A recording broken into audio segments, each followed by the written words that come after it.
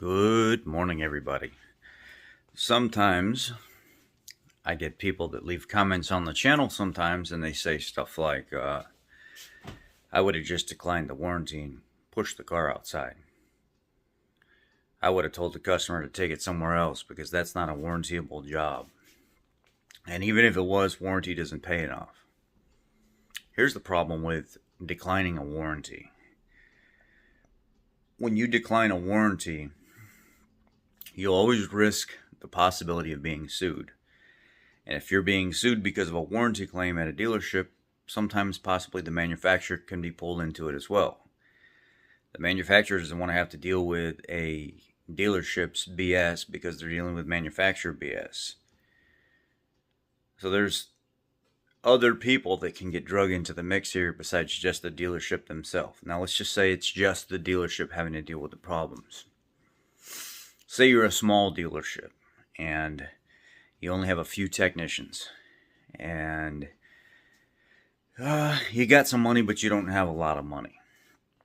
And Mr. Customer Joe Blow shows up and he's got a leak out of his 8.8 355 like I'm dealing with at the shop right now with 49,000 miles, and it's clear as day that it's neglect.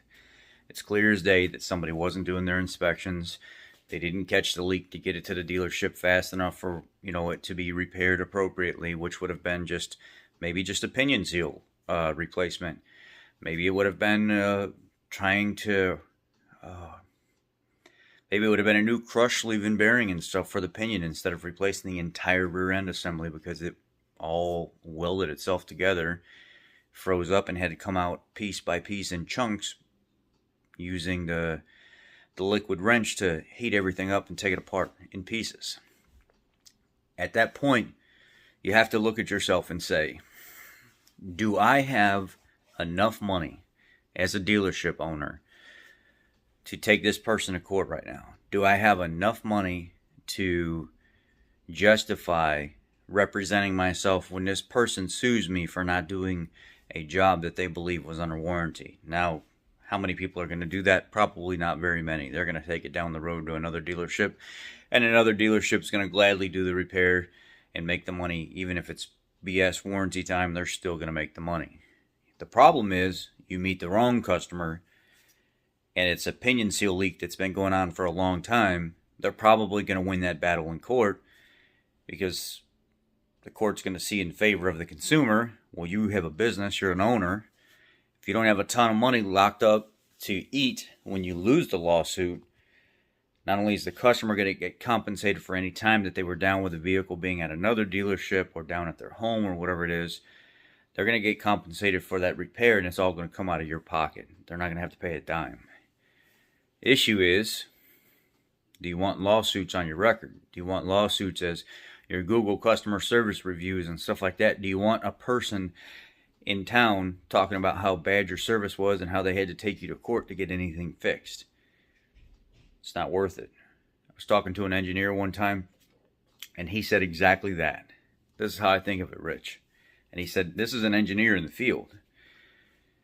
If a customer comes in, and I can't 100% without a shadow of a doubt say, you did this, I physically seen you put your hands on it, you've been in here multiple times, this is how you treat your vehicles, you have no proof. It's all speculation. Even if we both know that the customer abused that vehicle and trashed it, the problem is with warranty, it's going to cover it.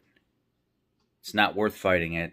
It's not worth trying to say, I'm going to teach this person a lesson and make them, realize that they got a good thing going with their warranty here, not to abuse their vehicle. It ain't even worth it. Claim it under warranty. Yeah, you're not going to make as much time as customer pay. Get it fixed. Get the customer out the door. When the vehicle's out of warranty, you're going to gain that customer as a following anyway. So you're going to make money on that customer down the road by doing the right thing anyhow, even though sometimes it may be the wrong thing. We're never 100% without a shadow of a doubt going to be able to prove to a customer that it was their fault when it falls under coverable warranty repair. And I, brought up the whole lawsuit thing and what I was thinking of and stuff like that. And he said exactly that. If you don't have enough money to fight in court, if you don't think it's worth your time to fight in court when a customer sues you, put it under warranty. Write up a good story to justify what you did. Repair it under warranty, as long as it's coverable. Let the customer go. It ain't even worth fighting. So a lot of you that think that you can just say no, or they'll go down the road to somebody else that will say yes. Remember, we are replaceable. Just teach them a lesson, decline it next time, and make it customer pay. It's not that easy. It doesn't quite work that way. Just wanted to cover that topic this morning. For those of you that may not have thought along those lines, or just wanted to hear from a technician in the field on declining warranty repair, y'all be blessed.